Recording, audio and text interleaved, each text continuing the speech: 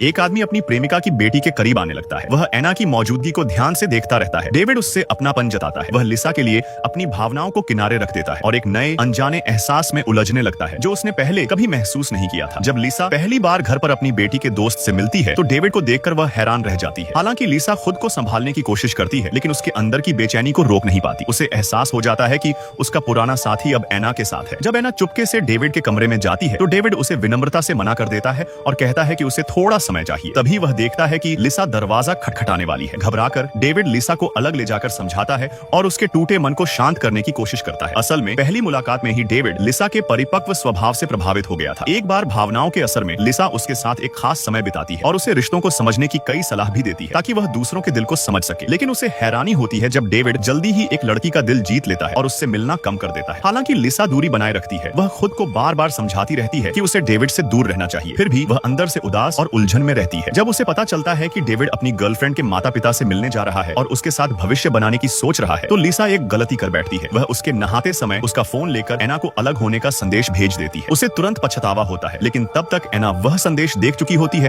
और बहुत आहत हो जाती है। अब तक डेविड सच में एना से जुड़ चुका होता है। वह उससे माफी मांगता है, सब कुछ साफ साफ बता देता है और रिश्ता ठीक करने की कोशिश करता है। इस गहरे विश्वासघात से दुखी होकर एना अपनी माँ से नाराज हो जाती है और डेविड से भी दूरी बनाने का फैसला करती है। अपनी बेटी को दुख से बचाने के लिए लिसा अपने दिल की भावनाओं को छोड़ देती है और एना को डेविड का साथ स्वीकार करने के लिए समझाती है। जब डेविड खुद आगे बढ़कर आता है तो एना अब अपने दिल की भावना छिपा नहीं पाती।